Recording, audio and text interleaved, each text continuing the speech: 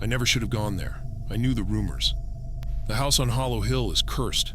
They say anyone who stays there too long starts to hear voices, see things that aren't real, and eventually they vanish. But I was naive, determined to prove it was all just superstition. When I first arrived, the house looked peaceful enough. An old mansion nestled deep in the woods, with ivy crawling up its weathered stone walls. It was isolated, far from the nearest neighbor. Perfect, I thought, for some quiet writing. I spent the first night unpacking, setting up my little workstation by the window where I could watch the mist roll through the trees. The silence was deafening, but oddly soothing. It felt like I was the only person alive on Earth, and I relished that solitude. But as the night deepened, strange things started to happen. The house creaked in ways that didn't seem natural. Faint whispers filled the air, soft at first, like someone just out of hearing range. I dismissed it. Old houses make noise, I told myself. Still, I couldn't shake the feeling of being watched. By the second night, the whispers were louder. They seemed to call my name, as if someone was standing just behind me, breathing softly against my neck. I turned quickly, but there was no one there. My heart pounded. It was just the wind, I reassured myself. Though it didn't quite feel like the wind. It felt deliberate. That night, I slept fitfully, tossing and turning, but I woke up at the crack of dawn. The sun was still low, and through the window, I saw what I thought were figures moving just outside in the mist. Pale shapes, flickering in and out of sight. I rubbed my eyes, but when I looked again, they were gone. Was it my mind playing tricks on me? On the third day, I ventured into the attic, searching for something to do. The house felt suffocating, and I wanted to find something, anything, to distract myself from the unease gnawing at my gut. As I pushed open the attic door, I saw a small, dusty mirror leaning against the wall. The glass was cracked, but there was something about it. I felt drawn to it. I stood in front of it for what felt like hours, staring at my reflection. But it wasn't my reflection. It was twisted, distorted, my face, but pale and hollow-eyed, grinning at me with a wide, knowing smile. I stepped back, horrified, but the reflection didn't move. It stayed frozen in place, staring at me with a malicious glint. Suddenly, the whispers returned, louder than ever. "Come closer," they urged. "You're not alone." My reflection tilted its head, as if beckoning me. I ran, heart hammering in my chest, and didn't stop until I was outside. But the mist had closed in. I was surrounded. I couldn't find the road. I couldn't find the way back. It was like the woods were swallowing me whole. As I stumbled through the trees, I heard them again. Whispers, voices, my voice, calling me back to the house. I never made it out. They say I was lost, but I know the truth. I can hear them still. They're with me, inside my head, urging me to return. The house on Hollow Hill isn't done with me yet.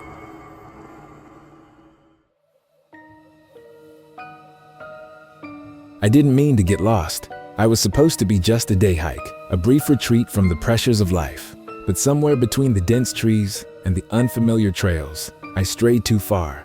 The fog rolled in thick and fast, swallowing the path I had been following. It wasn't long before I realized I had no idea where I was.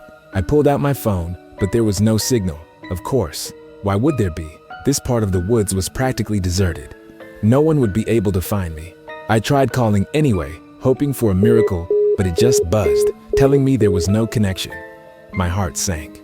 I was truly alone. The first night wasn't so bad. I built a fire, made some rudimentary shelter from the foliage, and tried to sleep. The forest was full of sounds. The wind through the trees, the occasional rustle of leaves, and the distant calls of birds. But around midnight, something else joined in. A low, guttural growl that echoed through the trees. It was too deep to be any animal I recognized, and it was too close. I froze, listening intently. The growl came again, followed by something that sounded like footsteps, crunching twigs, slowly, methodically, moving toward me. I grabbed my knife, clutching it in trembling hands, heart hammering in my chest. I couldn't see anything in the dark, but I knew something, or someone, was out there, watching.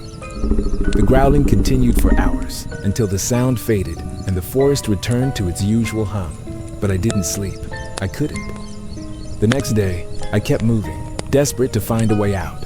But the woods seemed to stretch on forever. I couldn't escape the sense of being pursued, and the shadows felt deeper than they should have been, even in the daylight. That night, I found a strange sight. An old radio tower, half collapsed, its rusted wires hanging like broken limbs. Desperate for anything, I tried to climb up, hoping for a signal. The moment my hand touched the metal, a loud crack echoed through the air, and the radio at the base of the tower came to life with static. The sound was deafening. Then, through the static, I heard a voice. Hello? It crackled. I froze. My heart stopped. Was someone else out there? Can you hear me? The voice repeated. It sounded faint, distant, but human. I stumbled back, falling to the ground in a heap, and the static turned into a chorus of screams. My heart raced, and my breathing quickened.